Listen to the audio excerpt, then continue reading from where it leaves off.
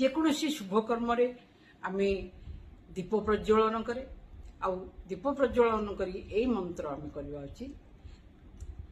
शुभं करोति कल्याणम् आरोग्यं धन संपदा शत्रुबुद्धि विनाशाय दीपं ज्योति नमोस्तुते।